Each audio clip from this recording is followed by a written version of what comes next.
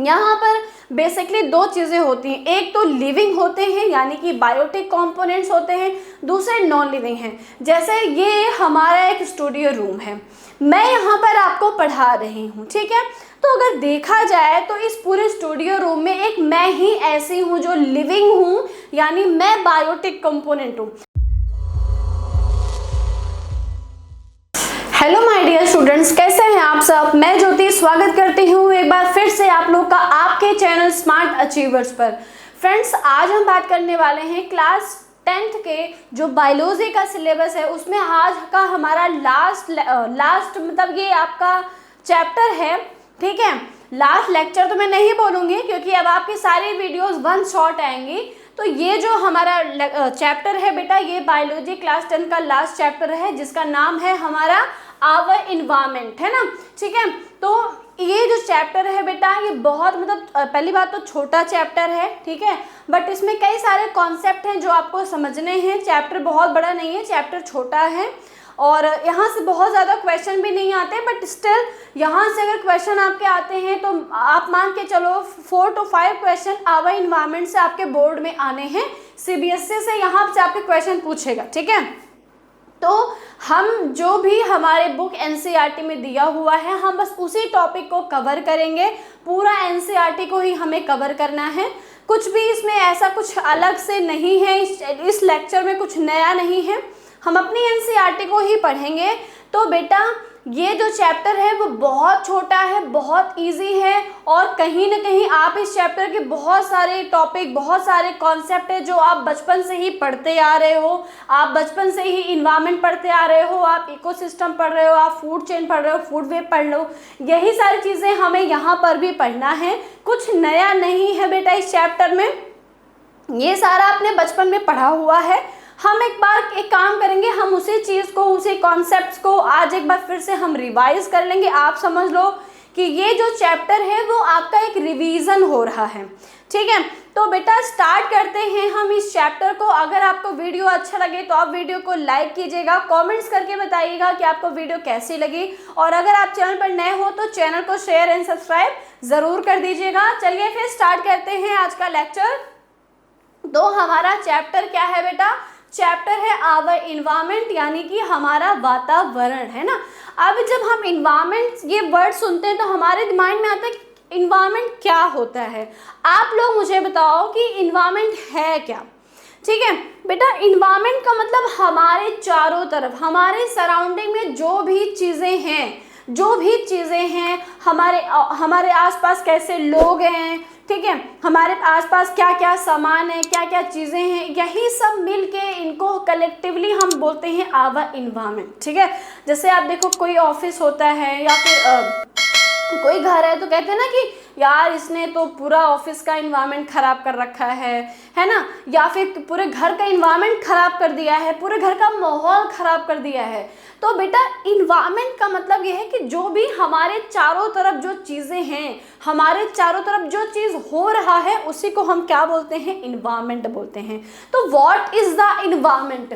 Environment everything that surround to us in is environment. मतलब कुछ भी मतलब सब कुछ जो हमारे चारों तरफ है वो क्या है, वही बेटा हमारा इन्वायरमेंट है, ठीक है। इट इंक्लूड्स बोथ लिविंग यानी कि बायोटिक, नॉन लिविंग यानी एबायोटिक। बेटा जो एक इन्वायरमेंट होता है यहाँ पर बेसिकली दो चीज़ें होती हैं, एक तो लिविंग होते हैं यानी कि बायोटिक कंपोनेंट्स होते हैं, दूसरे नॉन लिविंग हैं। जैसे ये हमारा एक स्टूडियो रूम है, मैं यहाँ पर आपको पढ़ा रही हूँ, ठीक है। तो अगर देखा जाए तो इस पूरे स्टूडियो रूम में एक मैं ही ऐसी हूँ जो लिविंग हूँ, यानी मैं बायोटिक कंपोनेंट हूँ। उसके अलावा इस रूम में चाहे बेटा ये हमारा AC है, चाहे ये कैमरा है, चाहे ये हमारा पैनल है, सब कुछ क्या है बेटा, नॉन लिविंग है। बट यहाँ पर हमारा एक इन्वायरमेंट बना हुआ है। तो किसी भी एक पर्टिकुलर इन्वायरमेंट में बेसिकली दो चीज़ें होती हैं, उसमें से एक होता है लिविंग यानी कि बायोटिक, दूसरा होता है नॉन लिविंग यानी कि एबायोटिक, ठीक है। तो एक इन्वायरमेंट में क्या क्या कंपोनेंट हो सकते हैं, लिविंग एंड नॉन लिविंग दोनों कंपोनेंट हो सकते हैं। The interaction between these biotic and abiotic, देखो बेटा, जो बायोटिक एंड एबायोटिक दोनों जो कंपोनेंट हैं, इनका आपस में क्या इंटरेक्शन है, आपस में इनका क्या रिश्ता है, ये एक दूसरे पर किस तरीके से डिपेंड है ना, ये कहीं ना कहीं एक दूसरे पर डिपेंडेंट होते हैं। किस तरीके से डिपेंडेंट हैं, ये आपस में मिलके एक इंटरेक्शन बनाते हैं और ये जो इंटरेक्शन है वो एक इकोसिस्टम को फॉर्म करता है। तो बेटा क्या है, the interaction between these biotic and abiotic component form an ecosystem. जो इन बायोटिक एबायोटिक कंपोनेंट का जो इंटरेक्शन है वो क्या करता है, वो एक इकोसिस्टम को फॉर्म करता है। अब इकोसिस्टम क्या है वो हम आगे भी देखेंगे। तो बेटा in an ecosystem living components depends on each other for their food which give rise to food chain and food web in nature. देखो बेटा, जितने भी लिविंग ऑर्गेनिज्म होते हैं या फिर आप समझ लो जितने भी बायोटिक कंपोनेंट हैं, वो सारे के सारे कहीं न कहीं एक दूसरे पर डायरेक्टली और इनडायरेक्टली डिपेंडेंट होते हैं फॉर देयर फूड। अपने खाने के लिए बेटा, अपने एनर्जी के लिए किसी दूसरे लिविंग ऑर्गेनिज्म पर, किसी दूसरे बायोटिक फैक्टर पर डिपेंडेंट हैं। और बेटा जब ये आपस में एक दूसरे पर डिपेंडेंट होते हैं तो ये फूड चेन बनाते हैं एंड फूड वेब बनाते हैं। ठीक है, हमें ये दोनों टॉपिक आगे कवर करना है। What is the food chain, what is the food web, ये हम आगे पढ़ेंगे। बट मैं अभी आपको बता रही हूँ कि बेटा ये जो बायोटिक कंपोनेंट हैं, ये कहीं ना कहीं अपने फूड के लिए, अपने न्यूट्रिशन के लिए दूसरे किसी बायोटिक कंपोनेंट पर डिपेंडेंट होते हैं और इस तरीके से ये food chain and food web बनाते हैं। Okay, I hope this is clear. आपको बेटा इतना क्लियर हुआ होगा। नेक्स्ट है, तो अब हम देखो हमारा टॉपिक क्या होगा। अब हमने इन्वायरमेंट पढ़ लिया और इसमें हमने कई बार इकोसिस्टम की बात कर ली। तो पहले हम देखते हैं कि भाई इकोसिस्टम क्या होता है।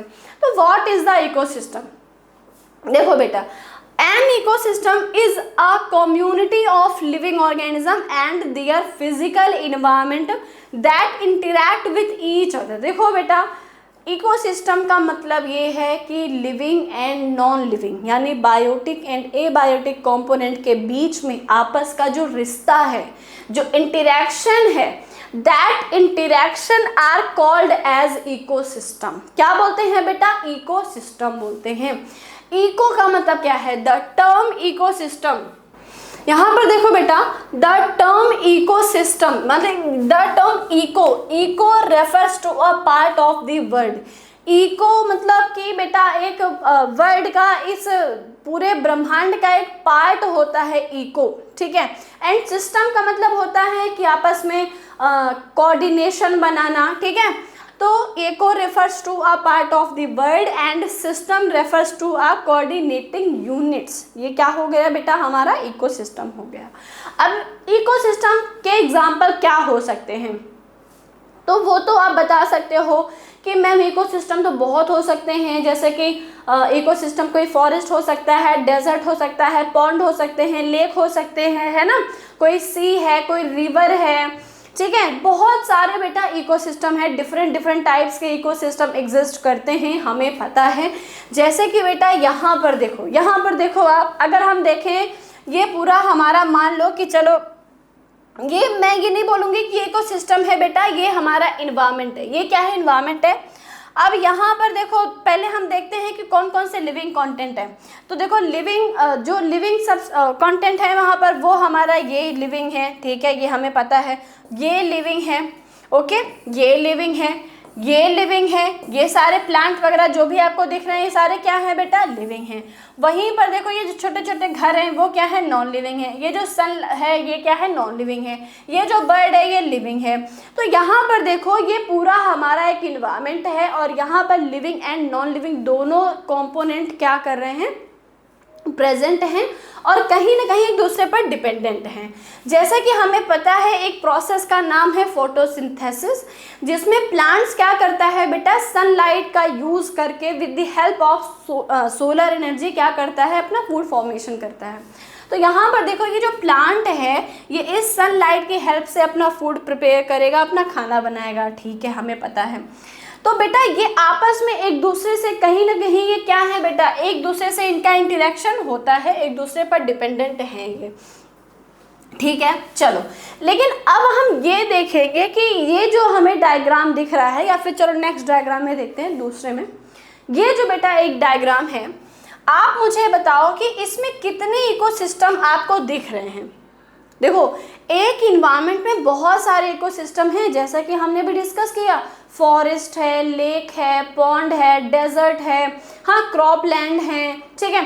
बहुत सारे बेटा इकोसिस्टम होते हैं। एक इन्वायरमेंट में बहुत सारे इकोसिस्टम एग्जिस्ट करते हैं। तो चलो यहाँ पर देखते हैं। सबसे पहले ये वाला जो पार्ट है बेटा, ये हमारा एक्वाटिक क्या है, ये क्या है, हमारा एक्वाटिक इकोसिस्टम है। ठीक है, हमें पता है क्या है, एक्वाटिक इकोसिस्टम है। ये वाला बेटा क्या है, ये वाला हमारा माउंटेन इकोसिस्टम है। ठीक है, क्या है, माउंटेन इकोसिस्टम है। ये हमारा बेटा क्या है, प्लेन, या फिर आप समझ लो कि मतलब हाँ, ये प्लेन वाला इकोसिस्टम है, या फिर लैंड इकोसिस्टम, इसको समझ लो क्या है, ये लैंड इकोसिस्टम है, ये माउंटेन इकोसिस्टम है, ये एक्वाटिक इकोसिस्टम है। आप देखो कितने डिफरेंट इकोसिस्टम है एक पर्टिकुलर इन्वायरमेंट में। ठीक है, उसके बाद सिर्फ इकोसिस्टम ही अलग नहीं है, क्योंकि हमें पता है बेटा ecosystem living and non living in दोनों से बनता है। तो बेटा यहाँ पर जो ऑर्गेनिज्म है ना, इस इकोसिस्टम में जो ऑर्गेनिज्म है, इस इकोसिस्टम में जो है, इसमें सब के सब अलग है। देखो, एक्वाटिक इकोसिस्टम में डिफरेंट टाइप्स के ऑर्गेनिज्म रहते हैं, यानी एक्वाटिक एनिमल्स रहते हैं, पता है हमें। ठीक है, माउंटेन में बेटा आपको अलग डिफरेंट तरीके के एनिमल मिल जाएंगे। प्लेन में या फिर लैंड एरिया में आपको डिफरेंट तरीके के एनिमल्स मिल जाएंगे।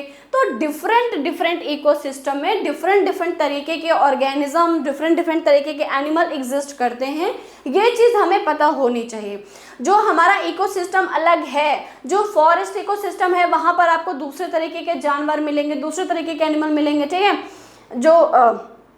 जो नॉर्मल लैंड वाला एरिया है, लैंड वाला इकोसिस्टम है, वहाँ पर आपको डिफरेंट तरीके के ऑर्गेनिज्म मिलेंगे। आपको एक्वाटिक में अलग तरीके के मिलेंगे। ठीक है, अब एक्वाटिक में भी बेटा डिफरेंट टाइप, दो तरीके के होते हैं, वो हम आगे डिस्कस करेंगे।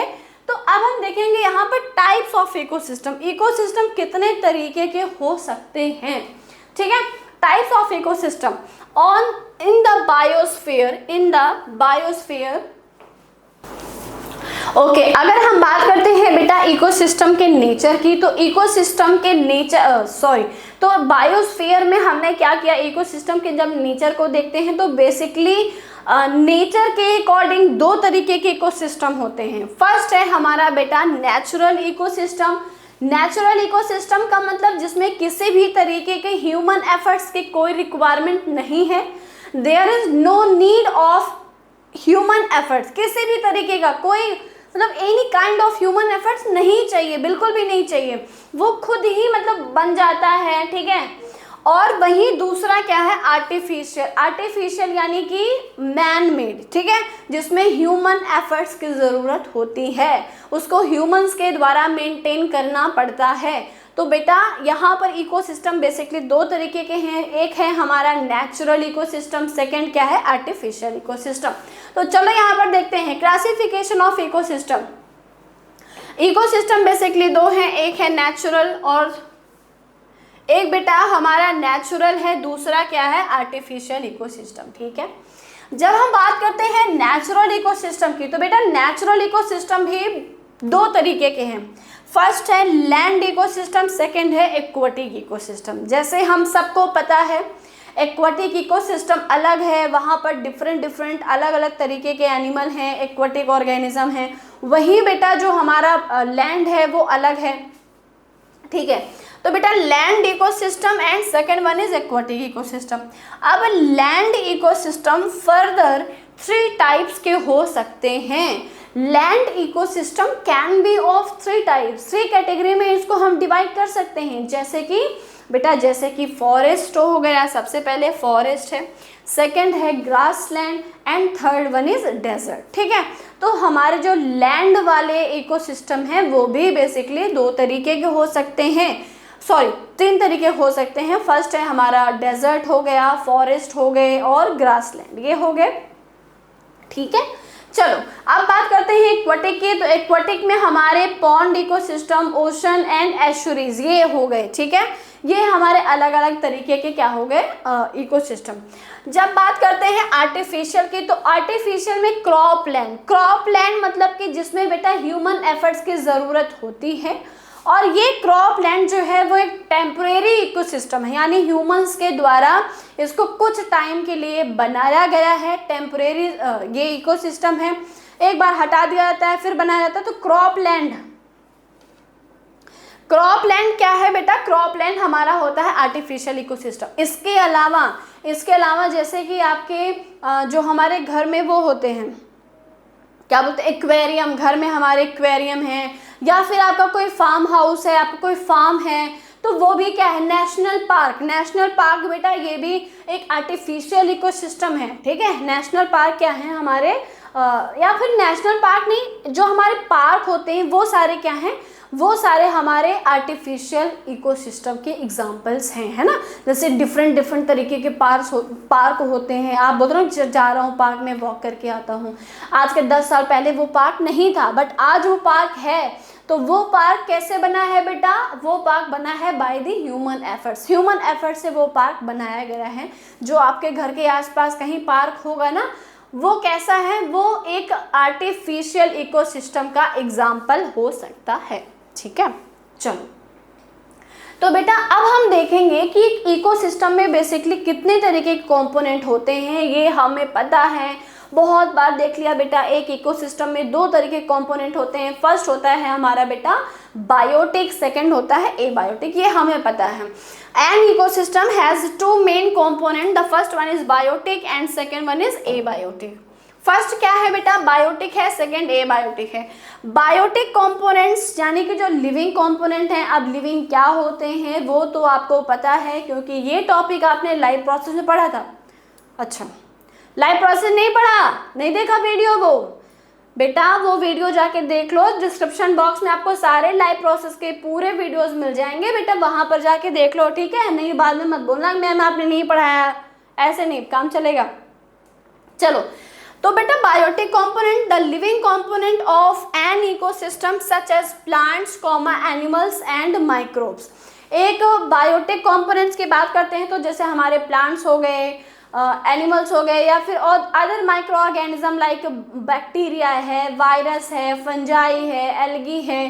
ये क्या है? हमारे अलग अलग तरीके के माइक्रो ऑर्गेनिज्म हैं जो कि लिविंग कंपोनेंट में आते हैं। ठीक है, दूसरे abiotic, the non living components of an ecosystem such as air, water, soil, temperature. ठीक है, एंड बेटा ह्यूमिडिटी हो गई। फिर उसके बाद जो पीएच होता है, सॉइल का पीएच, ये सब क्या है?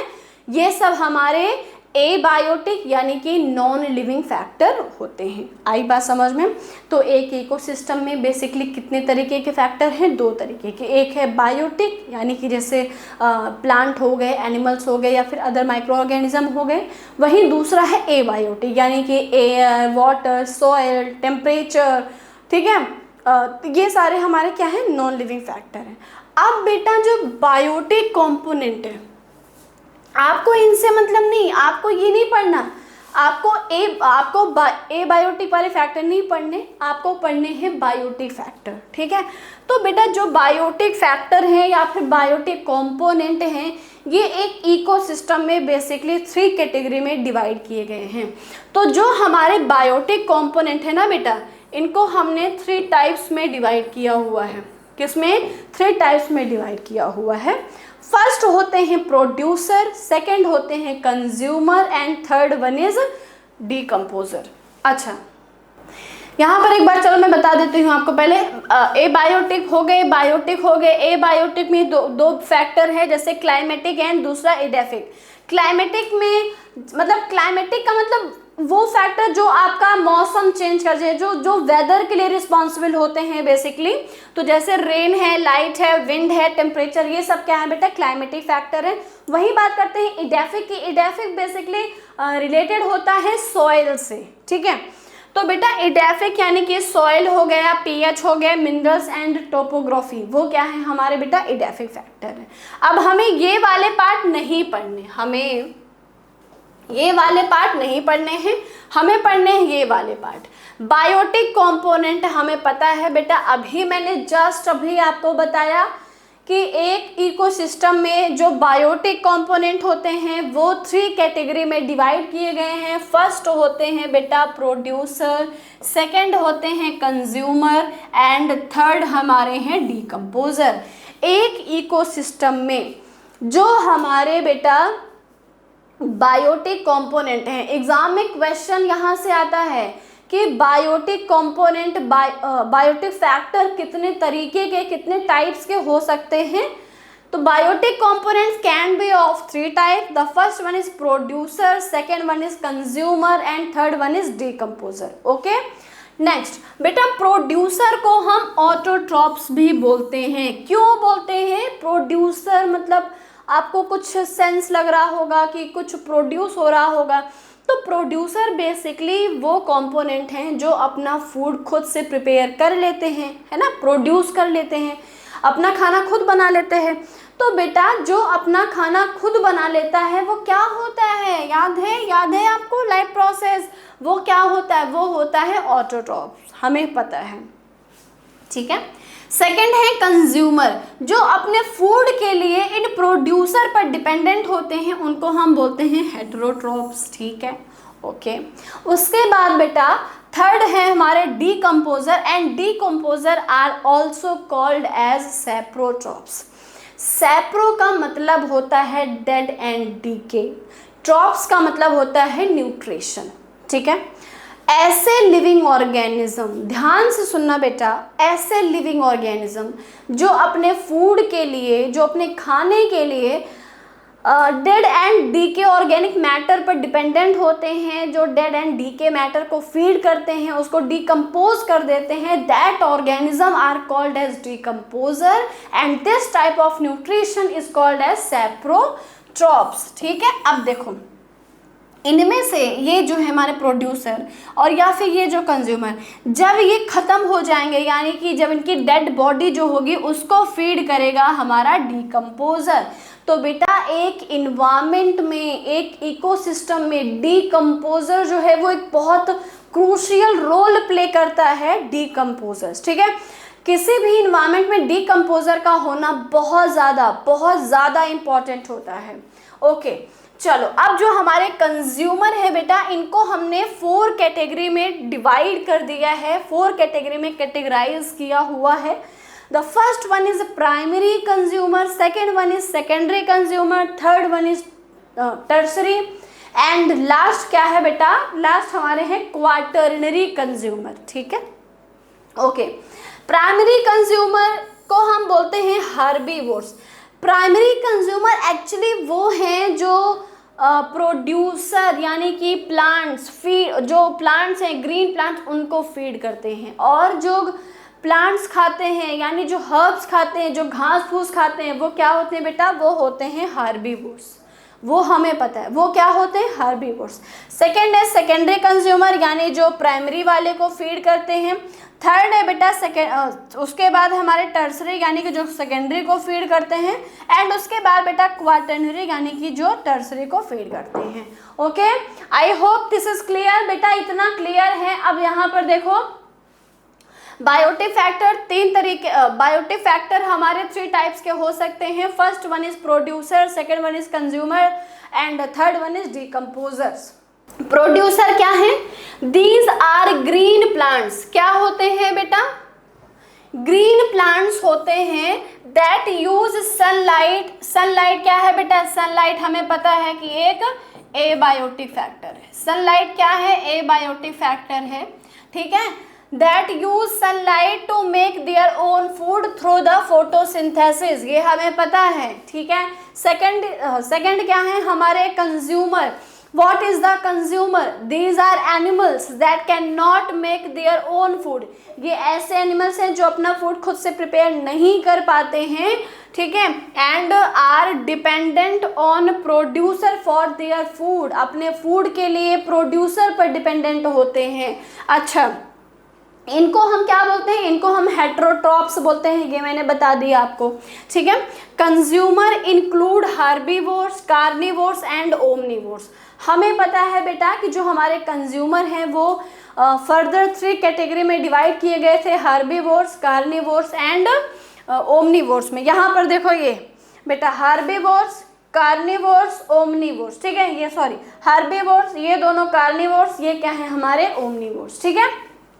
चलो लास्ट हमारे बेटा बायोटिक कंपोनेंट में आते हैं डीकंपोजर। डीकंपोजर का मतलब ऐसा ऑर्गेनिज्म जो डीकंपोज वाला काम करता हो। क्या करता हो बेटा? डीकंपोज। इसके एग्जाम्पल जैसे बहुत सारे फंजाई होते हैं, ईस्ट हो गया, मशरूम हो गए, ब्रेड मोल्ड हो गए, ठीक है, ये फंजाई के टाइप है। बाकी ऐसे बहुत सारे बैक्टीरिया होते हैं जो डीकंपोजर का काम करते हैं, मतलब कि जो चीज़ों को डीकंपोज कर देते हैं। These are fungi and bacteria that feed on decaying organic matter and convert it into nitrogen and carbon dioxide, ठीक है। तो बेटा देखो ये एक तरीके से नाइट्रोजन फिक्सेशन का भी काम कर रहे हैं। ये क्या करते हैं, ये किसी भी मतलब कोई भी एक लिविंग ऑर्गेनिज्म है, उसकी डेथ हो गई, उसकी एक डेड बॉडी है, तो ये वहाँ पर जाते हैं, उसकी डेड बॉडी को फीड करते हैं और उसको छोटे छोटे पार्ट में तोड़ देते हैं। अब उस बॉडी के जो भी न्यूट्रिएंट्स हैं उसको वो उस पर्टिकुलर सॉइल में डाल देते हैं, जिससे वहाँ सॉइल की फर्टिलिटी बढ़ती है। इसके अलावा उस बॉडी में जो भी जैसे नाइट्रोजन है, ठीक है, CO2 है, इन सबको क्या करते हैं बेटा इस इन्वायरमेंट में रिलीज कर देते हैं, ठीक है। Decomposer play a vital role in recycling nutrients for the ecosystem. बेटा अगर डीकंपोजर्स नहीं होंगे तो चीज़ें जो है वो रिसाइकल नहीं हो पाएंगी। तो मैंने आपको पहले भी बताया कि डीकंपोजर एक बड़ा इम्पॉर्टेंट, एक क्रूशियल रोल प्ले करते हैं किसी भी इकोसिस्टम में, ठीक है। तो डीकंपोजर बहुत इंपॉर्टेंट है, हालांकि इम्पॉर्टेंट तो सब भी हैं, बट डीकंपोजर इसलिए है क्योंकि हमारे इस इन्वायरमेंट में, इस इकोसिस्टम में कोई चीज़ वेस्ट नहीं हो रही है, ये सबको यूज़ कर देते हैं किसी न किसी फॉर्म में। What is the food chain? बेटा देखो फूड चेन क्या होता है। Food chain is a linear equation, या फिर आप sorry linear equation not equation, food chain is the linear sequence of organism. देखो बेसिकली एक चीज़ समझ लो, फूड चेन बेटा हमें ये बताता है कि कौन सा लिविंग ऑर्गेनिज्म किसको फीड करता है, अपने खाने के लिए वो किस पर डिपेंडेंट होता है। यही जो सीक्वेंस है, यही जो चेन है, that chain are called as food chain, ठीक है। क्या बोलते हैं बेटा उसको? हम फूड चेन बोलते हैं। It is a flow of energy. अब देखो हमें पता है कि जब हम खाना खाते हैं तो हमारे बॉडी में उस खाने से उस फूड से हमें एनर्जी मिलती है, ठीक है, ओके, पता है हमें। तो बेटा ये भी हमें कहाँ पता चलता है? फूड चेन में। तो फूड चेन क्या है, ध्यान से देखो, food chain is a linear sequence of organism. It is the flow of energy, it is the flow, sorry ये ऑफ है यहाँ पर, it is the flow of energy from one organism to the next and so on, ठीक है। कोई भी एक living organism किसी अदर लिविंग ऑर्गेनिज्म को फीड करता है, किसी अदर ऑर्गेनिज्म को खाता है, तो उसकी बॉडी में जो एनर्जी आती है, जो एनर्जी का फ्लो होता है, फिर उसको कोई खाता है तो उसकी बॉडी में जो एनर्जी आती है, यही जो सीक्वेंस है ये हमें पता चलता है बेटा फूड चेन में। और इसी के रिगार्डिंग हम एक लॉ पढ़ते हैं, that law are called as 10% law, हम वो भी पढ़ेंगे। तो अभी देखो पहले समझो फूड चेन क्या है। फूड चेन बताता है कि एक इकोसिस्टम में कौन सा लिविंग ऑर्गेनिज्म किसको खाएगा, और दूसरा उसको खाने के बाद उस बॉडी का कितना % एनर्जी उसकी बॉडी में जाता है जो उसको फीड करता है, ठीक है। It is the flow of energy from one organism to the next and so on. The flow of energy in a food chain is always unidirectional. Uni का मतलब क्या है बेटा? एक सिंगल डायरेक्शन में जाता है, हमेशा नीचे से ऊपर की तरफ जाता है, ठीक है। तो flow of energy in an ecosystem, in an food chain is always unidirectional, यानी एक डायरेक्शन से बेटा सीधे अपना हमारा जो फूड चेन है वो सीधा चलता है फ्लो ऑफ एनर्जी के पर्पज से अगर बात करते हैं तो। ओके तो बेटा यहाँ पर देखो ये हमारा एक फूड चेन है। पहले इस डायग्राम को देखो, ये एक फूड चेन है। सबसे पहले बेटा फूड चेन में हम देखते हैं हमारे प्रोड्यूसर, यानी कि ऑल ग्रीन प्लांट्स। प्रोड्यूसर बेटा क्या है, हमारे ग्रीन प्लांट होते हैं।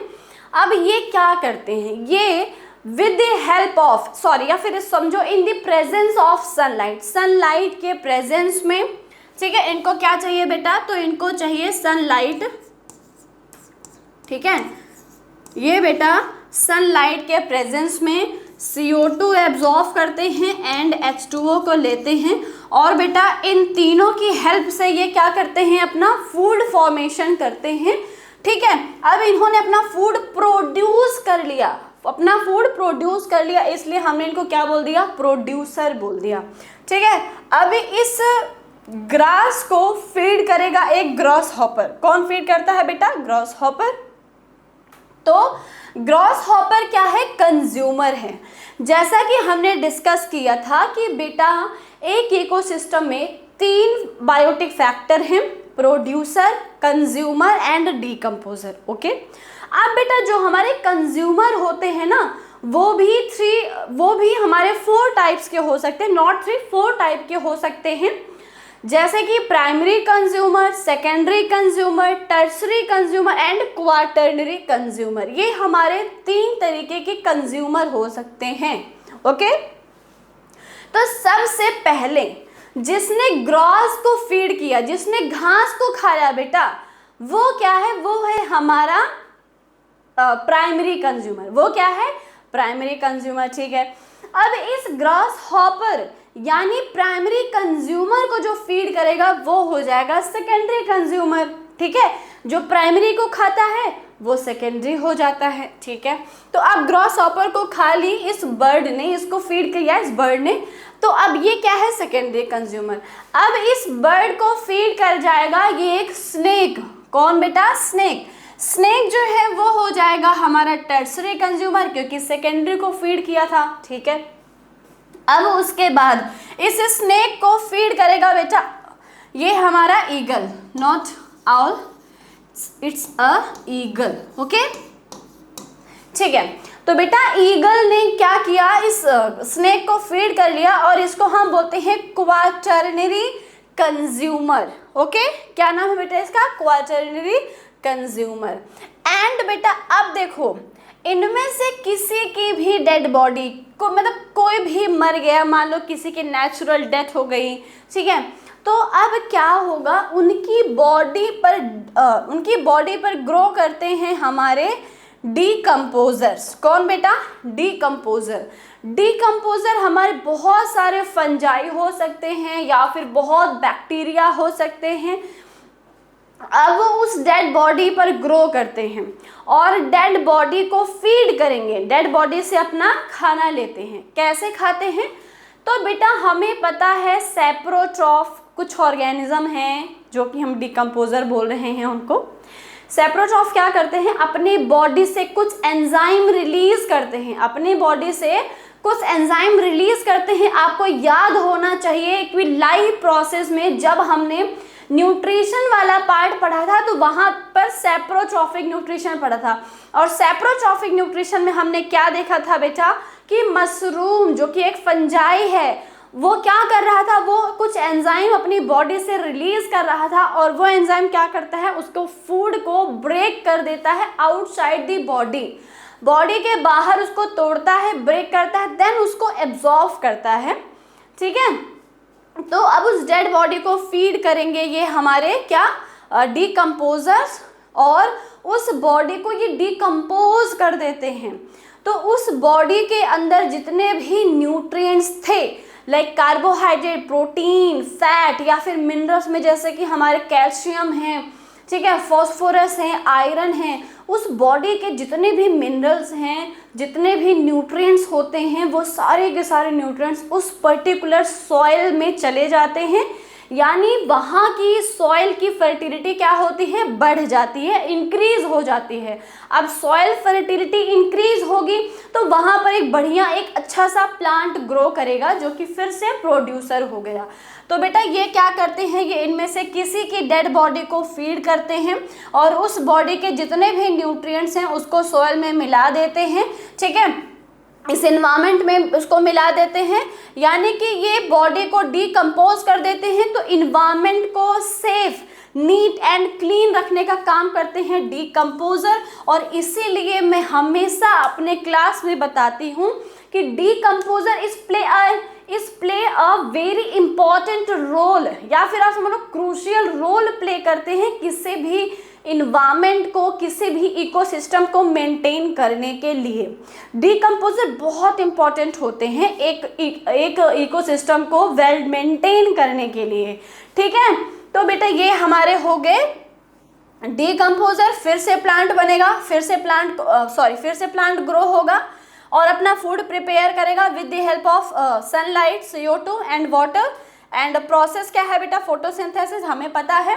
फिर इस प्लांट को ग्रॉस हॉपर फीड करेगा, ग्रॉस हॉपर जो कि प्राइमरी कंज्यूमर है, फिर उसके बाद उसको सेकेंडरी कंज्यूमर एंड फिर उसको टर्सरी कंज्यूमर उसको फीड करता है। ठीक है, तो आई होप आपको फूड चेन के रिगार्डिंग जो भी टॉपिक थे वो सब कवर हो गए। अब हम देखेंगे कि भाई कोई भी लिविंग ऑर्गेनिज्म किसी को खाता है तो कितनी एनर्जी ट्रांसफर होती है, कितनी एनर्जी जाती है, क्योंकि हमें पता है कि फूड चेन में हमें फ्लो ऑफ एनर्जी भी पढ़नी है। ठीक है, चलो, तो flow of energy in an ecosystem, the flow of energy in an ecosystem is a unidirectional. ये तो हमें पता है बेटा कि यूनिडायरेक्शनल होता है। मीनिंग, इसका मतलब क्या है? It moves in one direction from primary producer to consumer. बेटा देखो, ध्यान से देखो, पीछे जरा आते हैं यहाँ पर। इसकी बॉडी से एनर्जी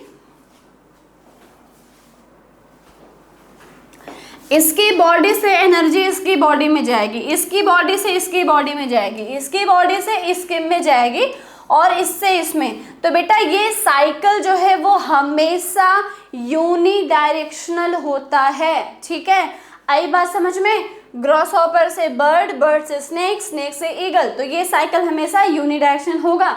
तो वहां पर वही बता रहा है कि बेटा primary producer to consumer, producer से कंज्यूमर में एनर्जी जाती है और ये यूनिडायरेक्शनल होता है। मतलब हमेशा जो एनर्जी का ट्रांसफर होगा, ध्यान से देखो, हमेशा एनर्जी का ट्रांसफर बेटा प्रोड्यूसर से हमेशा बेटा किधर जाएगा? कंज्यूमर की तरफ जाएगा। किसकी तरफ? कंज्यूमर की तरफ ही जाता है। कभी भी बेटा ये ऐसे नहीं हो सकता, कभी भी ऐसे नहीं हो सकता है, ये हमेशा यूनिडायरेक्शनल होगा। ठीक है, ओके, चलो अब हम देखेंगे 10% law of energy flow in an ecosystem. जैसे मैंने पहले बताया बेटा, हमें एक लॉ पढ़ना है जिसका नाम है 10% लॉ ऑफ एनर्जी फ्लो। ठीक है, the 10% law of energy flow states that when the energy is passed from one trophic level to another trophic level, only 10% of energy is passed on the next trophic level। जब किसी एक trophic level से energy दूसरे trophic level में जाता है तो सिर्फ और सिर्फ 10% एनर्जी ही ट्रांसफ़र होता है। 90% एनर्जी जो है बेटा वो उसकी बॉडी में रहता है। ओके, क्लियर हुआ? तो फटाफट हम पहले ट्रॉफिक लेवल को देखते हैं, उसके बाद ये हमें और अच्छे से समझ में आएगा। तो देखो बेटा, ये एक ट्रॉफिक लेवल है। ये क्या है? Trophic level in a food chain. एक फूड चेन में ट्रॉफिक लेवल होता है, वो हम यहाँ पर डिस्कस करेंगे। तो फर्स्ट ट्रॉफिक लेवल पर आएगा प्रोड्यूसर। अच्छा, एनर्जी का फ्लो हमेशा ऐसे होगा, पता है बेटा? एनर्जी का फ्लो हमेशा ऐसे होगा, ये चीज पता है ना? प्रोड्यूसर से कंज्यूमर की तरफ जाएगा, ये चीज तो क्लियर है। ओके, अब देखो, फर्स्ट ट्रॉफिक लेवल से एनर्जी जाती है सेकंड में, सेकंड से जाती है थर्ड में, थर्ड से जाती है फोर्थ में। ये ठीक है, ये पता है। ओके, अब यहाँ पर एक वो है कि भाई 10% एनर्जी जाती है। कितनी जाती है बेटा? 10% एनर्जी जाती है। अब हम मान लेते हैं कि जो हमारे फर्स्ट ट्रॉफिक लेवल पर आते हैं, जो हमारे फर्स्ट ट्रॉफिक लेवल यानी कि प्रोड्यूसर, ठीक है। मान लेते हैं कि प्रोड्यूसर के पास टोटल एनर्जी 100% है। कितना है बेटा? 100% है, ठीक है। नहीं सॉरी 100% नहीं, 100 मान लो।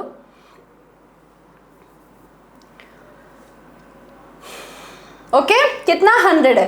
अब बेटा जो कि फर्स्ट ट्रॉफिक लेवल पर है, अब जब एनर्जी जाएगी फर्स्ट ट्रॉफिक लेवल में तो 100 का 10% जाएगा। कितना जाएगा बेटा? 100 का 10%, 100 का 10% जाएगा, हमें पता है। अब जल्दी से फटाफट बताओ मुझे 100 का 10% कितना होता है? भाई 10 ही तो होता है। कितना जाएगा? 10 जाएगा, ठीक है। अब नेक्स्ट ट्रॉफिक लेवल यानी कि थर्ड ट्रॉफिक लेवल पर जब एनर्जी ट्रांसफर होगी तो कितना होगी बेटा? 10%। कितना? 10%। तो 10% का 10 का 10% कितना होता है? तो हमें पता है बेटा 1 होगा। कितना होगा? 1 होगा, ठीक है। ओके, उसके बाद नेक्स्ट हम देखते हैं, जब यहाँ से मान लो थर्ड ट्रॉफिक लेवल से जब एनर्जी जा रही है फोर्थ ट्रॉफिक लेवल पर तो कितना जाएगा? 10% जाएगा। कितना? 10%। तो बेटा 1 का 10% कितना होता है? फटाफट बताओ मैम। 0.1 कितना होता है मेरे प्यारे बच्चों? कितना है? जल्दी बताओ फटाफट। तो वो होगा हमारा 0.1। ओके, तो आप ध्यान से देखो, सबसे ज्यादा एनर्जी किसके पास है? प्रोड्यूसर के पास। किसके पास? प्रोड्यूसर के पास। और सबसे कम एनर्जी कहाँ पर है? फोर्थ ट्रॉफिक लेवल पर। किसके पास है बेटा? फोर्थ ट्रॉफिक लेवल पर सबसे कम एनर्जी जा रहा है। ऐसे समझो, एक एग्जांपल, एक क्लास है, क्लास में बहुत सारे बच्चे हैं और ऑब्वियस सी बात है बेटा, उस बहुत सारे बच्चों में एक बच्चा तो ऐसा होता है जो बड़ा टॉपर सा है, मतलब पढ़ने बहुत अच्छा है, उसके सबसे ज़्यादा मार्क्स आते हैं, हाईएस्ट मार्क्स उसके आते हैं। तो मान लो एक बच्चा है, उसके पास मतलब उसके हाईएस्ट सबसे ज़्यादा मार्क्स हैं, तो वो है हमारा फर्स्ट ट्रॉफिक लेवल यानी प्रोड्यूसर। प्रोड्यूसर है, उसे किसी पर डिपेंडेंट नहीं है, वो अपना खुद से प्रिपेयर कर लेता है, पढ़ाई कर लेता है, उसे किसी पर डिपेंडेंट नहीं होना पड़ता, ये हमें पता है, ठीक है। अब उसी में एक दूसरा बच्चा और होता है, वो भी पढ़ने में अच्छा होता है और वो आता है हमेशा सेकंड पोजीशन पर। एक तो टॉपर है, दूसरा सेकंड पोजीशन पर है, ठीक है। फिर उसके बाद एक थर्ड पर है। तो बेटा सबसे ज़्यादा मार्क्स इसके होंगे, प्रोड्यूसर के मान लो सबसे ज़्यादा नंबर हैं, ठीक है। फिर उसके बाद बेटा हमारे नेक्स्ट हो जाएंगे फर्स्ट ट्रॉफिक लेवल पे सबसे ज़्यादा मार्क्स किसको मिलते हैं? फर्स्ट ट्रॉफिक लेवल पर। फिर उसके बाद सेकंड नंबर पर आता है हमारा सेकंड ट्रॉफिक लेवल यानी कि दूसरे बच्चों को। फिर उसके बाद तीसरे नंबर पे हमारा कौन आएगा? तीसरा बच्चा आएगा यानी कि वो थर्ड टॉपर जो है वो आएगा। तो सबसे ज़्यादा मार्क्स किसको मिलेंगे? बेटा फर्स्ट वाले को यानी टॉपर्स को, फिर उससे सेकंड जो है, फिर उससे थर्ड जो है, एंड फिर उससे फोर्थ, ठीक है। तो जिस तरीके से यहाँ पर मार्क्स का डिस्ट्रीब्यूशन हो रहा है उसी तरीके से एनर्जी का भी क्या होता है? डिस्ट्रीब्यूशन होता है, ठीक है। अब देखो जो फर्स्ट टॉपर है उसका 10% सेकेंड वाले के पास जाएगा, फिर उसके बाद जो सेकंड वाले के पास है उसका 10% थर्ड वाले के पास जाएगा। अब आप बोल रहे होगे कि मैम ये 10% जा रहा है, ठीक है, बट 90% जो एनर्जी उसके पास उसके बॉडी में बची है वो कहाँ जा रही है? तो बेटा एक बात बताओ, आप एक क्वेश्चन का मेरे आंसर दो। हमारे बॉडी में कितने सारे मेटाबॉलिक रिएक्शन होते हैं ना। हमारे बॉडी में डाइजेशन होता है, एक्सक्रीशन होता है, न्यूट्रिशन होता है ना, ट्रांसपोर्टेशन होता है, कितने सारे रिएक्शन हो रहे हैं, कितने सारे मेटाबॉलिक एक्टिविटी हो रही है। तो उन सारे मेटाबॉलिक एक्टिविटी को कराने के लिए एनर्जी चाहिए कि नहीं चाहिए? भाई एनर्जी चाहिए। तो वो जो 90% एनर्जी है वो बॉडी कंज्यूम करती है वो सारे के सारे मेटाबॉलिक रिएक्शन कराने के लिए, ठीक है।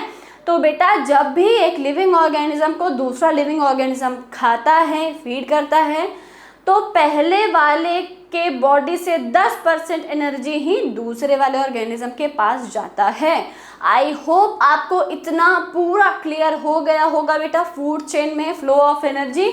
अब यहाँ पर देख लो, in a food chain the trophic level of an organism is its position, ठीक है, is its position.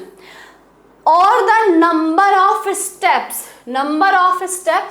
it is from the start of the chain। First trophic level पर प्राइमरी प्रोड्यूसर आते हैं, ठीक है, जो अपना फूड खुद से प्रिपेयर कर लेते हैं, बहुत अच्छे हैं, बड़े टॉपर बंदे हैं, पढ़ने में बहुत अच्छे हैं, किसी पर डिपेंडेंट नहीं है, ठीक है। तो बेटा primary producer such as plants and that make their own food, ये अपना खाना खुद से बना लेते हैं। फिर उसके बाद बेटा आते हैं हमारे सेकेंड ट्रॉफिक लेवल, ठीक है, प्राइमरी कंज्यूमर, यानी कि जो फर्स्ट को खाता है वो प्राइमरी कंज्यूमर है, such as herbivores that eat producer. फिर उसके बाद थर्ड ट्रॉफिक लेवल पर आते हैं हमारे सेकेंडरी कंज्यूमर, ठीक है, such as primary carnivore that eat primary consumer. Primary को कौन खाएगा बेटा? Secondary consumer. फिर सेकेंडरी को कौन खाएगा? Tertiary consumer. और जो कि आते हैं फोर्थ ट्रॉफिक लेवल पर, किस पर आते हैं? फोर्थ ट्रॉफिक लेवल पर, that eat secondary consumer. Okay okay. Next है बेटा फिफ्थ ट्रॉफिक लेवल पर हमारे कौन आते हैं? Apex predators which are at the top of the food chain and don't have natural predators, ठीक है बेटा। हमारे फिफ्थ ट्रॉफिक लेवल पर आते हैं बिल्कुल एपेक्स प्रीडेटर्स, ठीक है, जैसे ईगल वगैरह हैं, ओके, वल्चर हैं, ईगल हैं, ये सब, which are at the top of food chain and don't have natural predators, ठीक है, ओके। चलो बेटा ये आपको क्लियर हो गया होगा, आई होप इतना आपको समझ में आया होगा। नेक्स्ट हमारा टॉपिक है फूड वेब, ठीक है, क्या है बेटा? फूड वेब, ठीक है, ओके। अभी तक आपने देखा कि फूड चेन क्या होता है, कौन सा लिविंग ऑर्गेनिज्म अपने खाने के लिए किस पर डिपेंडेंट है, वो हमने देखा। प्राइमरी कंज्यूमर को सेकेंडरी कंज्यूमर ने खाया, सेकेंडरी को टर्सरी ने खाया, टर्सरी को क्वाटरनरी ने खाया, ये सब हमने देख लिया। अब बेटा फूड वेब क्या है? पहले देखो फूड चेन एक लीनियर सीक्वेंस था, एक सीधी लाइन थी ऑर्गेनिज्म की, बट फूड वेब में ऐसा नहीं है। वेब का मतलब ही क्या है बेटा? वेब मतलब एक जाल, एक ट्रैप। भाई इसमें ये है, देखो वहां पर क्या था कि स्नेक फीड करेगा फ्रॉग को, ठीक है, लेकिन मान लो कि भाई एक स्नेक को फ्रॉग मिल ही नहीं रहा है खाने के लिए, फ्रॉग मान लो गायब हो गए हैं ना, जिस जगह पे वो स्नेक है वहां पे फ्रॉग नहीं है, तो ऐसा तो नहीं होगा ना कि स्नेक बोलेगा नहीं नहीं नहीं जब फ्रॉग भैया आएंगे तभी हम उनको खाएंगे, है ना, नहीं तब तक हम भूखे रहेंगे। तो बेटा ऐसा तो नहीं हो सकता है ना कि स्नेक वेट करेगा कि फ्रॉग कब आएगा तो मैं कब खाऊंगा, फ्रॉग कब आएगा तो मैं कब खाऊंगा, ऐसा तो नहीं हो सकता ना भाई। मान लो कि स्नेक को अगर फ्रॉग नहीं मिला तो बेटा वो दूसरे किसी ऑर्गेनिज्म लाइक माउस हो गया, कोई छोटे मोटे रैबिट्स हो गए, या फिर बेटा कोई अदर इंसेक्ट्स हो गए, ठीक है, स्क्वायरल हो गई, ये उसको फीड कर लेंगे, है ना भाई। उसको तो सरवाइव करना है, उसको क्या करना है? सरवाइव करना, जिंदा रहना है। तो बेटा फूड चेन जो है वो बेसिकली यही बताता है कि कोई भी लिविंग ऑर्गेनिज्म एकदम एक पर्टिकुलर लिविंग ऑर्गेनिज्म पर डिपेंडेंट नहीं होता है अपने खाने के लिए, ठीक है, अपने खाने के लिए किसी एक पर्टिकुलर पर डिपेंडेंट नहीं है। तो चलो बेटा अ food web is more complex. देखो एक चीज सुनो, हमने एक इकोसिस्टम में एक हमने फूड चेन देखा, इकोसिस्टम में हमने एक फूड चेन पढ़ा, बट ज़रूरी नहीं है कि एक इकोसिस्टम में एक ही फूड चेन हो, बहुत सारे फूड चेन होते हैं, बहुत सारे फूड चेन हैं। तो बेटा उन बहुत सारे फूड चेन को जब आपस में मिला देते हैं, है ना, जब उनको हम एक साथ मिला दें तो बेटा उसको वो क्या बन जाएगा? वो बन जाएगा फूड वेब। इसका मतलब ये है कि food web is consist of so many food chain, मतलब बहुत सारे फूड चेन को मिलाकर एक फूड वेब बनता है।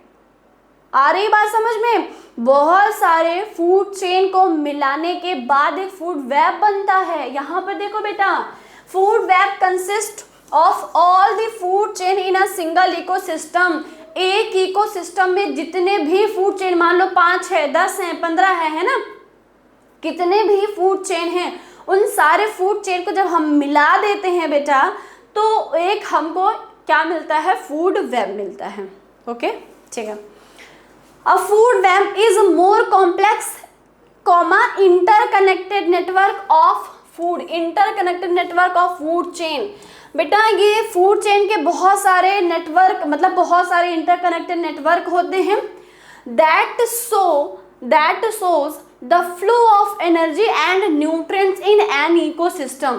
Okay, in a food web, animals may eat more than one type of animal. सबसे बड़ी बात तो यहाँ पर ये वाला कॉन्सेप्ट है। देखो बेटा, फूड वेब में हम देख रहे थे कि बेटा ग्रॉस हॉपर को फ्रॉग खा रहा है, फ्रॉग को स्नेक खा रहा है, स्नेक को ईगल खा रहा है, बट यहाँ पर ऐसा नहीं। यहाँ पर आप देख सकते हो कि जो हमारा स्नेक है वो फ्रॉग भी खा सकता है, स्क्वेरल भी खा सकता है, माउस भी खा सकता है।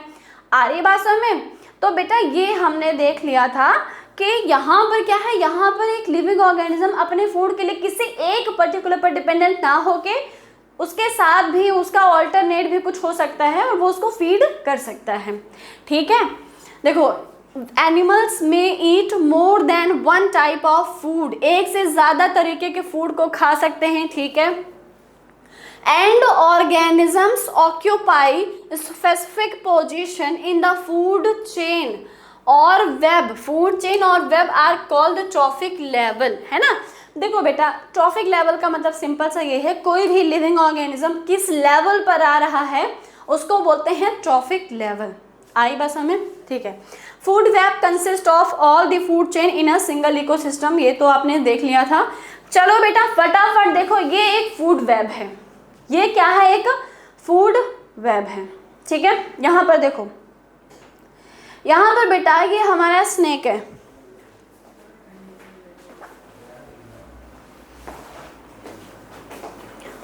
यहाँ पर देखो ये हमारा एक स्नेक है, इस स्नेक को फीड करता है ये ईगल। ठीक है, तो बेटा स्नेक को फीड कर रहा है ईगल। ठीक है, बट अब यहाँ पर इस स्नेक को बेटा ये वाइल्ड कैट भी खा सकता है। मान लो वाइल्ड कैट कुछ और ना मिल रहा हो तो क्या करेगा, ये स्नेक को ही फीड कर जाएगा। ठीक है, अब उसके बाद देखो बेटा ये हमारा प्लांट है, ग्रीन प्लांट है। ग्रीन प्लांट को बेटा रैबिट भी खाते हैं, ग्रीन प्लांट को माउस भी खाते हैं, ग्रीन प्लांट को गोट भी खाते हैं। ठीक है, अब बेटा देखो अगर हम फूड चेन पढ़ रहे होते तो यहाँ पर गोट को फीड करता, गोट को खाता हमारे ये जैकॉल या फिर फॉक्स मान लो। ठीक है, और जैकॉल को खाता लॉयन, बट ये फूड चेन नहीं, ये तो फूड वेब है। तो यहाँ पर गोट को बेटा हमारा जैकॉल भी खा सकता है एंड फूड चेन को लॉयन भी खा सकता है। ठीक है, ओके। फिर उसके बाद देखो इस माउस को ये वाइल्ड कैट भी खा सकता है, रैबिट को वाइल्ड कैट भी खा सकता है, गोट को भी वाइल्ड कैट खा सकता है। ओके, तो बेटा यहाँ पर देखो आपसे अगर मान लो कि मैं ये क्वेश्चन पूछ रही हूँ, मेरा क्वेश्चन आपसे ये है कि what is the advantages of food web over the food chain. बेटा फूड वेब का क्या एडवांटेजेस है, नहीं पता? नहीं पता, ठीक है कोई बात नहीं है, मैं बता देती हूँ। देखो एक जो फूड वेब होता है बेटा, वो किसी भी लिविंग ऑर्गेनिज्म के एडेप्टेशन, सर्वाइवल के चांसेस बढ़ा देता है। आ रही है बात समझ में? देखो आप ध्यान से देखो कि इस वाइल्ड कैट को बेटा, अगर वाइल्ड कैट को मान लो रैबिट नहीं मिलता है, रैबिट नहीं मिल रहा है खाने के लिए, तो गोट तो मिल ही जाएगा, है ना। मान लो गोट भी नहीं मिल रहा है तो बेटा कुछ नहीं तो इसको स्नेक तो मिल ही जाएगा, मतलब कहीं ना कहीं से इसको अपना खाना तो मिल जा रहा है ना। तो बेटा सर्वाइवल के चांसेस जो हैं वो ज़्यादा हाई हो जाते हैं फूड वेब में। फूड वेब में सर्वाइवल के चांसेस बढ़ जाते हैं।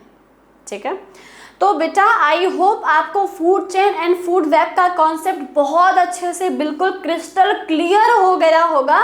तो अब हम स्टार्ट करते हैं इसका नेक्स्ट टॉपिक। तो नेक्स्ट टॉपिक क्या है? अच्छा एक चीज ये भी देख लो बेटा, दोनों में क्या डिफरेंसेस है ये तो आपको पता है, बहुत बार देख लिया। ये क्या है, ये एक लीनियर सीक्वेंस होता है ऑर्गेनिज्म का, बट ये कोई लीनियर सीक्वेंस नहीं है।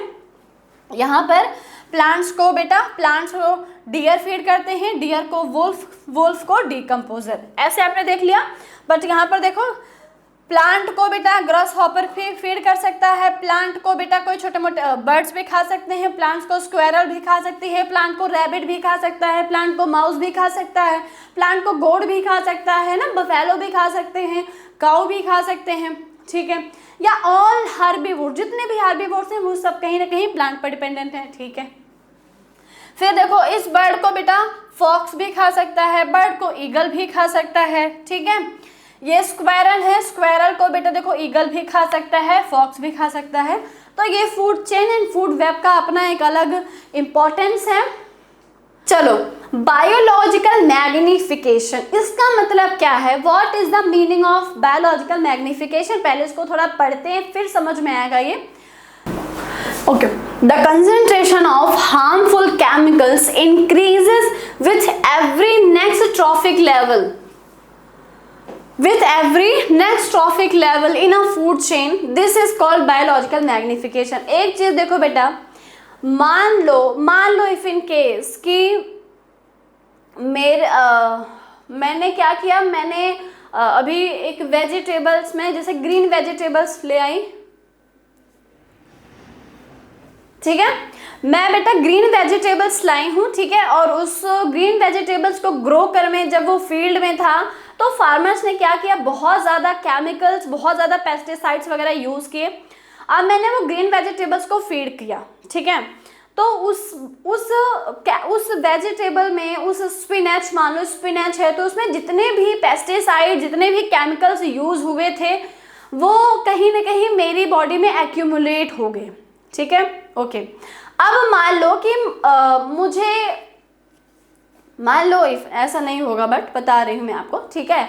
मान लो मुझे कोई एक लॉयन खा जाए, है ना, मैं गलती से किसी लॉयन के सामने आ गई, वो मुझे खा गया, मुझे किसी शेर ने खा लिया, तो अब मेरी बॉडी के अंदर का जो केमिकल है वो केमिकल, वो जो पेस्टिसाइड्स वगैरह का जो केमिकल था मेरी बॉडी में एक्यूमुलेट हुआ था, अब वो चला जाएगा उस लॉयन की बॉडी में, ठीक है। तो बेटा यहाँ पर ये बता रहा है कि भाई देखो, एक फूड चेन में जिस तरीके से एनर्जी का ट्रांसफर होता है ना बेटा, उसी तरीके से केमिकल्स का भी ट्रांसफॉर्मेशन, केमिकल भी ट्रांसफर होते हैं एक बॉडी से दूसरे बॉडी के अंदर, and that process is called as biological magnification. इसको क्या बोलते हैं हम बेटा? Biological magnification. देखो, the concentration of harmful chemicals increases with every next level. बेटा और एक चीज और पता, बढ़ता जाता है। फॉर एग्जाम्पल जैसे मान लो प्लांट है, एक फील्ड में प्लांट है, फार्मर्स ने क्या किया, बहुत ज़्यादा उसमें केमिकल पेस्टिसाइड्स यूज़ किया। अब उस क्रॉप को स्क्वेरल ने खाया। किसने खाया बेटा? स्क्वेरल ने खाया। तो प्लांट से जो केमिकल्स वगैरह थे स्क्वेरल की बॉडी में गए, ठीक है। अब उसके बाद स्क्वेरल को मान लो खा लिया एक स्नेक ने, तो वो केमिकल स्नेक की बॉडी में गए बट थोड़ा इंक्रीज होकर गए हैं। कैसे इंक्रीज हो गए? बढ़ गए। अब मान लो उस स्नेक को खा लिया किसी एक बर्ड ने, एक बर्ड ने खा लिया, तो अब उस बर्ड की बॉडी में केमिकल्स का ट्रांसफर हुआ बट और ज़्यादा अमाउंट में बढ़ कर गया। अब उस छोटी बर्ड को फीड कर लिया ईगल ने। किसने खा लिया बेटा? ईगल ने खा लिया। तो उसकी बॉडी में केमिकल गया बट और बढ़ के गया। तो ऐसे क्या होता है, केमिकल्स का जो ट्रांसफर, जैसे एनर्जी ट्रांसफर हो रहा था वैसे केमिकल ट्रांसफर होते हैं, बट वो ट्रॉफिक लेवल पे क्या होते हैं, बढ़ते जाते हैं। जैसे फर्स्ट ट्रॉफिक लेवल के पास जितना केमिकल है उससे ज़्यादा सेकेंड ट्रॉफिक लेवल में होगा, उससे ज़्यादा थर्ड ट्रॉफिक लेवल में, उससे ज़्यादा फोर्थ ट्रॉफिक लेवल में। एक चीज़ देखो बेटा, एनर्जी तो कम हो रही थी, एनर्जी सबसे ज़्यादा फर्स्ट ट्रॉफिक लेवल पर, उससे कम सेकेंड ट्रॉफिक लेवल पर, उससे कम थर्ड पर, बट केमिकल क्या हो रहा है, सबसे कम फर्स्ट पे, फिर उससे ज़्यादा सेकेंड पे, फिर उससे ज़्यादा थर्ड, फिर उससे ज़्यादा फोर्थ। तो बेटा केमिकल्स तो बढ़ रहे हैं जैसे ट्रॉफिक लेवल बढ़ रहा है, ठीक है। तो यहाँ पर देखो this is called biological magnification, ठीक है। The maximum concentration of such chemicals, in chemicals का जो कंसंट्रेशन है वो सबसे ज़्यादा कहाँ पे होता है, तो बेटा maximum concentration of such chemicals get accumulated in human bodies. Oh my god, सबसे ज़्यादा ह्यूमन बॉडी में एक्यूमुलेट होता है, ठीक है। Human bodies as human occupy top level, क्योंकि बेटा हमें पता है कि एक फूड चेन में ह्यूमन सबसे ऊपर आता है ना, ह्यूमन बीइंग सबसे ऊपर आते हैं, तो उनके हमें पता है कि ट्रॉफिक लेवल में जो सबसे ज़्यादा होगा उसकी बॉडी में सबसे ज़्यादा केमिकल एक्यूमुलेट होंगे।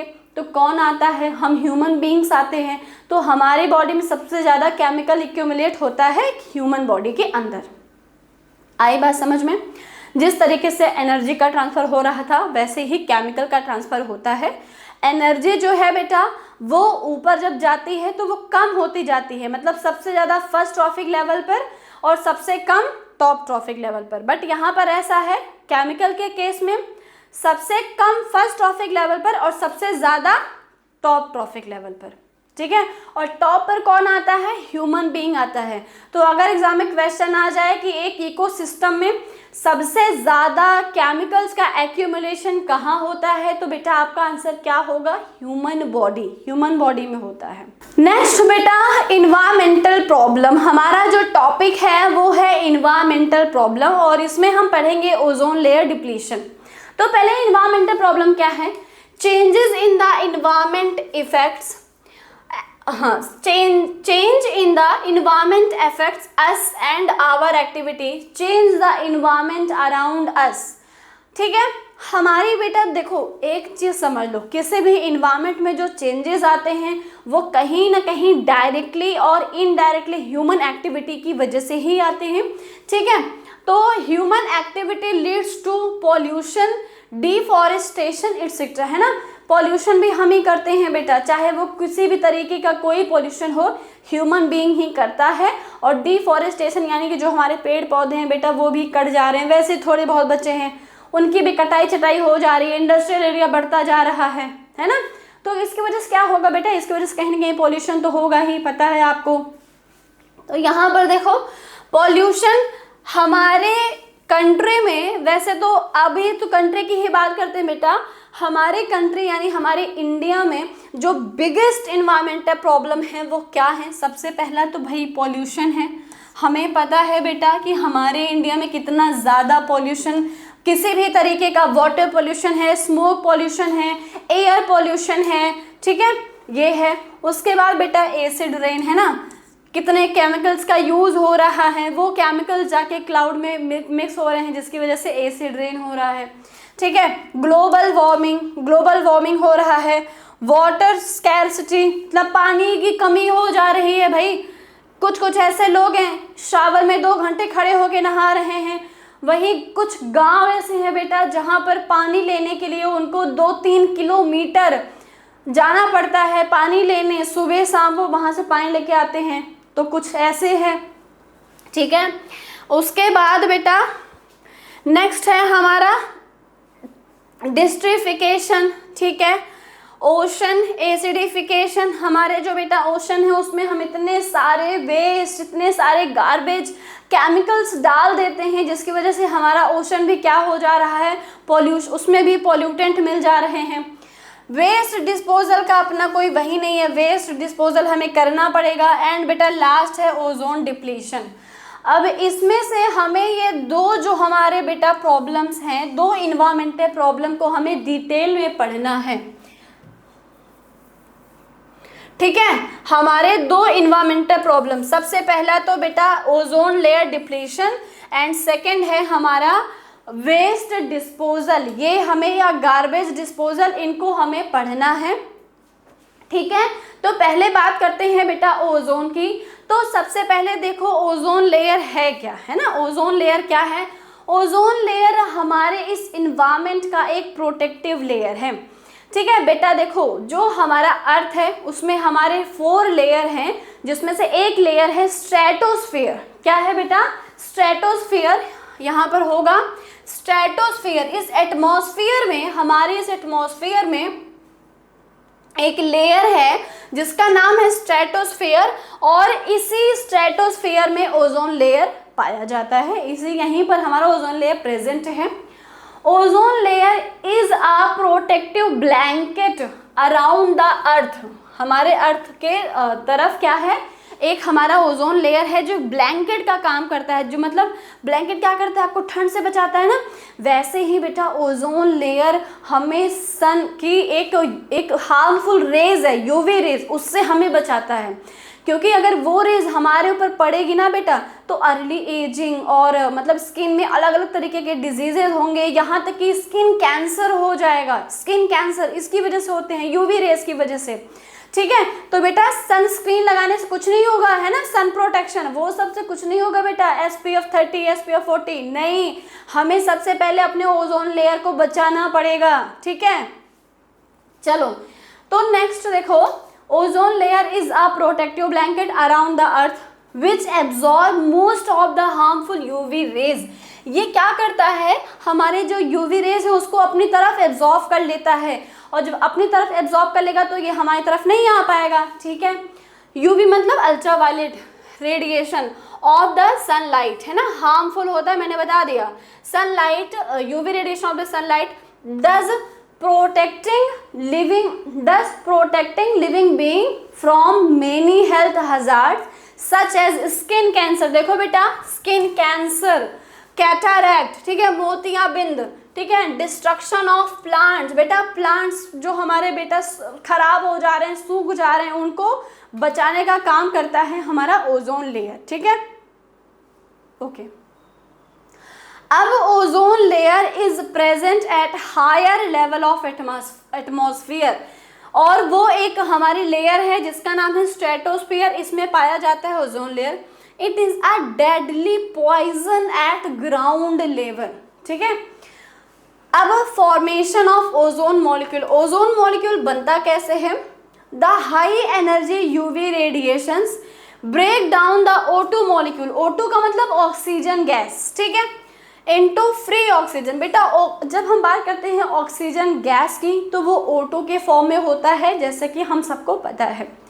तो जो यूवी रेज हैं वो क्या करते हैं, वो हमारे ऑक्सीजन मॉलिक्यूल यानी O2 को ब्रेक कर देते हैं। जब एक O2 ब्रेक होगा तो 2 O बनेंगे। ठीक है, तो फ्री ऑक्सीजन यानी O एटम्स, अब यही O जो है वापस में कनेक्ट हो जाते हैं, जिसकी वजह से O3 बोले तो ओजोन लेयर हमारा बनता है। इस तरीके से ओजोन लेयर का फॉर्मेशन हो जाता है।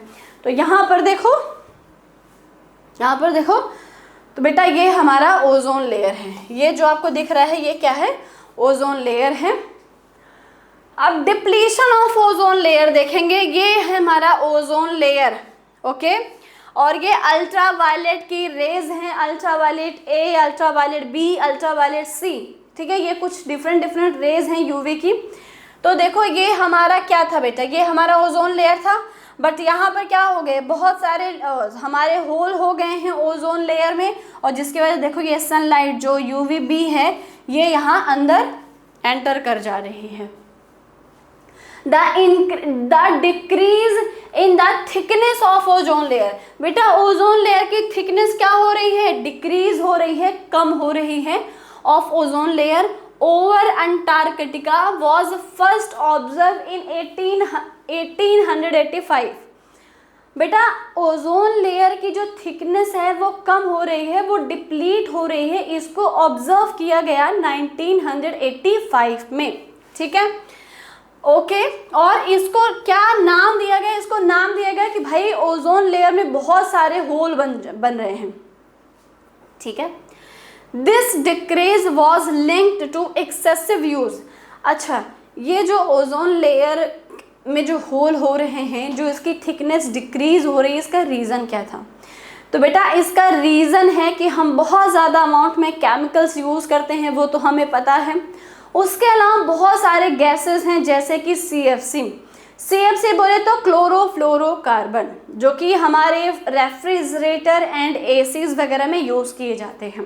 ठीक है, तो जब नई नई एसी या फिर रेफ्रिजरेटर लॉन्च हुए तो बहुत ज़्यादा अमाउंट में सीएफसी का यूज़ किया गया, जिसकी वजह से ओजोन लेयर पर क्या हो गया, इफेक्ट पड़ता गया। ठीक है, तो अब देखो कि ओजोन लेयर डिप्लीट हो रहा है, इस चीज़ को ऑब्जर्व किसने किया, तो हमें पता है कि बेटा इस चीज़ को ऑब्जर्व करेगा एक ऑर्गेनाइजेशन, और उस ऑर्गेनाइजेशन का कनेक्शन किससे होगा, इन्वायरमेंट से, है ना। इन्वायरमेंट इश्यू से उसको मतलब इन्वायरमेंट इश्यूज को वो डील करता है। तो उस ऑर्गेनाइजेशन का नाम क्या है, यूनाइटेड नेशन इन्वायरमेंटल प्रोग्राम। ठीक है, तो बेटा एक हमारा क्या है, ऑर्गेनाइजेशन है यूनाइटेड नेशन इन्वायरमेंट प्रोग्राम। इसने क्या किया, इस चीज़ को ऑब्जर्व किया कि भैया ओजोन लेयर में बहुत ज़्यादा डिप्लीशन हो रहा है, ओजोन लेयर में होल हो रहे हैं, तो हमें सीएफसी या फिर अदर गैसेस, एरोसॉल्स, ठीक है, इन सब के यूज़ में हमें क्या करना पड़ेगा, इन सब के यूज़ को हमें कम करना पड़ेगा। ठीक है, this decrease was linked to excessive use of synthetic chemicals like CFC, chlorofluorocarbon, which are used in refrigerator, ACs, fire extinguisher, aerosol and sprays. जो हमारे एरोसॉल स्प्रेज होते हैं उनमें ये बहुत ज़्यादा अमाउंट में यूज़ किए जाते हैं। United Nation Environment Programme UNEP succeeded in the forging and agreement. बेटा देखो ये था कि भाई एक बात बताओ यार कि जिस तरीके से ये हमारा ओजोन लेयर डिप्लीट हो रहा है, इसको तो मतलब कम करना पड़ेगा, नहीं तो एक टाइम ऐसा है कि ओजोन लेयर बेचारा गायब हो जाएगा, है ना। ओजोन लेयर हट जाएगा तो सीधे यूवी रेज आएगी और स्किन की ऐसी तैसी कर देगी, है ना। तो बेटा ऐसे में क्या हुआ कि इसके लिए एक प्रोटोकॉल लॉन्च किया गया, ओजोन लेयर के डिप्लीशन को बचाने के लिए, रोकने के लिए एक प्रोटोकॉल लॉन्च किया गया। That protocol is known as a Kyoto protocol. Kyoto, KYOTO, Kyoto protocol launch किया गया। Kyoto protocol is related to ozone layer protection. Ozone layer के प्रोटेक्शन से रिलेटेड है क्योटो प्रोटोकॉल।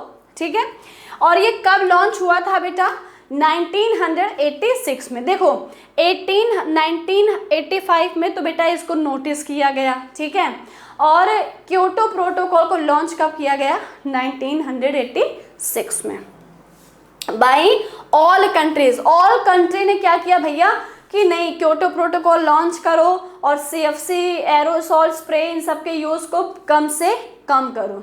ठीक है, जिससे हमारा ओजोन लेयर बना रहे। और बेटा कहीं न कहीं ये चीज़ ऑब्जर्व की गई है 2000, जब से ये लॉन्च हुआ यानी कि 1986 से 2017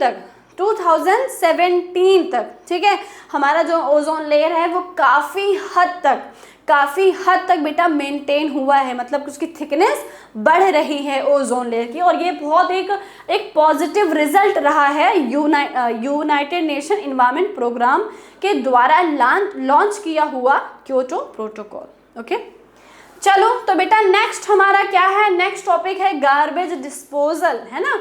जो हमारे गार्बेज होते हैं उनको हम किस तरीके से डिस्पोज कर सकते हैं। मैंने आपको क्या बताया, इन्वायरमेंटल इश्यूज में हमें दो टॉपिक कवर करने हैं, एक ओजोन लेयर डिप्लीशन एंड दूसरा क्या है हमारे गार्बेज डिस्पोजल। तो बेटा improvement in the lifestyle have resulted in accumulation of large amounts of waste material. अब बेटा हम सबसे पहले ये देखते हैं कि आखिर जो हमारे मटेरियल हैं कि हमको जिनको डिस्पोज करना है वो किस टाइप के हो सकते हैं। तो जो हमारे मटेरियल्स होते हैं वो बेसिकली 2 टाइप्स के होते हैं। फर्स्ट होता है बेटा बायोडिग्रेडेबल, जो गार्बेज है वो एक बायोडिग्रेडेबल है। वहीं सेकंड क्या होता है, नॉन बायोडिग्रेडेबल। ठीक है, बायोडिग्रेडेबल का मतलब हमारे ऐसे वेस्ट, ऐसे गार्बेज जिनको हम डिकम्पोज कर सकते हैं। ठीक है, जिनको हम क्या कर सकते हैं, डिकम्पोज कर सकते हैं। वहीं नॉन बायोडिग्रेडेबल वो हैं जिनको हम डिकम्पोज नहीं कर सकते। ठीक है, ओके, चलो। तो biodegradable substances which can be decomposed by the action of micro organism are called biodegradable. Micro organism जैसे कि अभी क्या देखा बेटा, बहुत सारे फंजाई हैं, बहुत सारे बैक्टीरिया हैं जो क्या करते हैं, डीकम्पोजर, एज अ डीकम्पोजर ये काम करते हैं। ठीक है, एग्जाम्पल है फ्रूट्स एंड वेजिटेबल्स पील, जो हमारे किचन में, जो हमारे घर में फ्रूट्स एंड वेजिटेबल्स के पील्स निकलते हैं वो क्या हैं, वो हमारे बायोडिग्रेडेबल वेस्ट हैं, उनको डिकम्पोज किया जा सकता है बेटा। बहुत सारे मैन्योर जैसे वर्मी कंपोस्ट, ग्रीन मैन्योर बनाए जाते हैं इन सब से, ठीक है।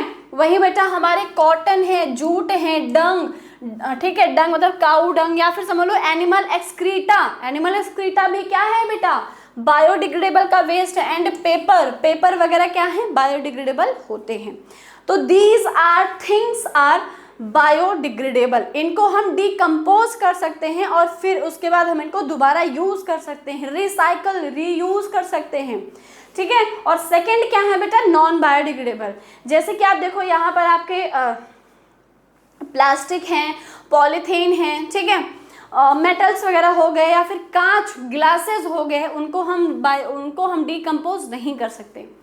Biodegradable substances which cannot be decomposed by the action of microorganisms are called as non-biodegradable waste, वो बायोडिग्रेडेबल नहीं है, ठीक है। Example plastics, polythene, metals, synthetic fibres, radio active waste, pesticides या फिर जो कांच ग्लासेस वगैरह हैं वो हमारे क्या है, नॉन बायोडिग्रेडेबल। माइक्रो ऑर्गेनिज्म, अब देखो बेटा सेम यही चीज मैंने अभी बताया था डीकम्पोजर के केस में, क्या करते हैं, अपने बॉडी से कुछ एंजाइम रिलीज करते हैं जिससे क्या है, एक वेस्ट सब्सटेंस क्या होता है, बहुत छोटे छोटे पार्ट में टूट जाता है, उसके न्यूट्रिएंट्स सॉइल में मिल जाते हैं, ठीक है।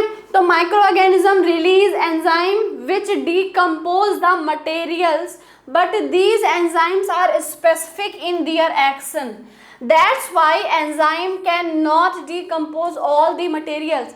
भैया देखो सुनो एक चीज, हर एक तरीके के बायोडिग्रेडेबल जो वेस्ट हैं ज़रूरी नहीं है कि उनको बेटा हमारे ये डिकम्पोजर ही क्या करेंगे, डिकम्पोज करेंगे। कुछ बहुत सारे अलग मेथड हैं जो ह्यूमन बींग्स के द्वारा किए जाते हैं और जिसकी वजह से कोई भी चीज़ यानी बायोडिग्रेडेबल क्या है, डिकम्पोज होते हैं, ठीक है। तो बेटा ये हमारे यहाँ पर कुछ ऐसे मेथड्स हैं जिससे हम अपने वेस्ट को डिस्पोज कर सकते हैं। तो वो हमारे मेथड्स क्या हैं, जैसे कि किसी चीज़ को रिसाइकल कर दिया, रीयूज कर दिया, ठीक है, या फिर कहीं पर हमने क्या किया, अपने वेस्ट को लेके गए और डंप कर दिया, तो वहाँ की जो फर्टिलिटी है, वहाँ की जो सॉइल फर्टिलिटी है वो मेंटेन हो जाती है, ठीक है। सॉलिड वेस्ट का नेक्स्ट है सेमी कंट्रोल्ड लैंडफिल, बेटा हमने सेमी कंट्रोल्ड लैंडफिल करा दिया, उसके बाद सैनिटरी लैंडफिल, ठीक है। अब ये हमें हमारे फ्लूइडाइज्ड बेड इंसीजर, ये बेटा कुछ मशीन्स वगैरह हैं बहुत सारे, ओके। तो ये हमारे कुछ यहाँ पर वेस्ट डिस्पोजल के मेथड्स हैं। अब हम इन मेथड्स को एक एक करके डिटेल में पढ़ते हैं। तो यहाँ पर देखो मेथड्स ऑफ वेस्ट डिस्पोजल, सबसे पहला है बायोगैस प्लांट। बेटा जो हमारे वेस्ट होते हैं उनको हम बायोगैस प्लांट के थ्रू डिस्पोज कर सकते हैं। Biodegradable waste can be used in biogas plant to produce biogas and manure. बेटा बायोगैस जैसे कि मीथेन, ये एक क्या है, बायोगैस है, ठीक है। इसको हम बेटा वैसे गोबर गैस भी बोलते हैं, मार्श गैस भी बोलते हैं, तो ये हो गए।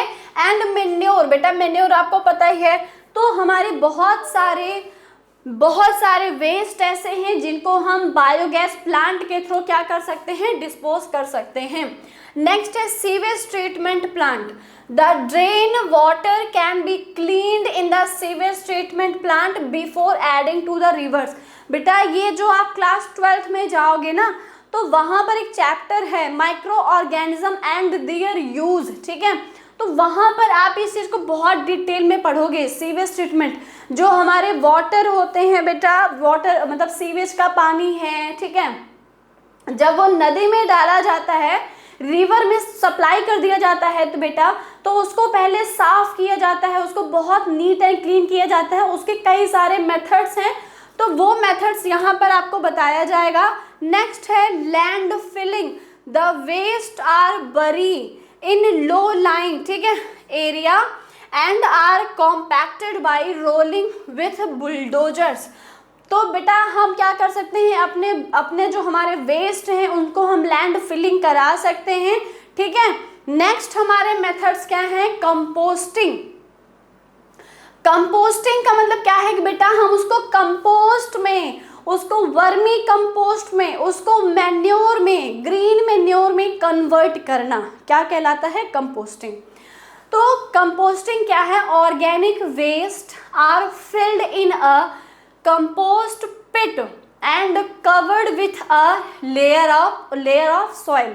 हम क्या कर सकते हैं बेटा, एक पिट का मतलब होता है गड्ढा, हम एक छोटा सा गड्ढा बना दें, ठीक है, वहां पर अपने सारे वेस्ट डाल दें, वहां पर हम सारे क्या करें, अपने वेस्ट डाल दें, उसके ऊपर से हम सॉइल की एक लेयर डाल देंगे, ठीक है, मतलब सॉइल हमने मिक्स कर दिया।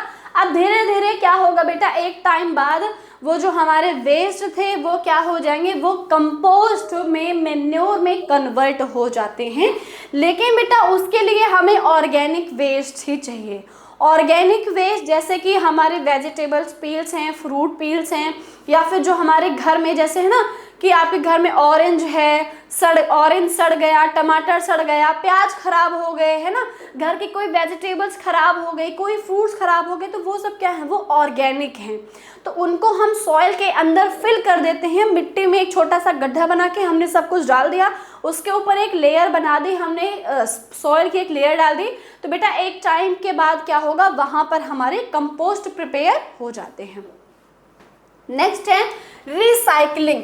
Non biodegradable waste are recycled to make new items. बेटा देखो जो नॉन बायोडिग्रेडेबल जैसे प्लास्टिक की बॉटल वगैरह है ना बेटा, उनको रिसाइकल करते हैं, और मतलब प्लास्टिक का ही कोई एक, हम क्या कर सकते हैं, प्लास्टिक का ही कोई दूसरा सब्सटेंस बना सकते हैं। प्लास्टिक की बॉटल से प्लास्टिक की ग्लास बन सकती है, ठीक है। तो ये सारी चीजें हमारे हो गए। नेक्स्ट है बेटा रीयूज।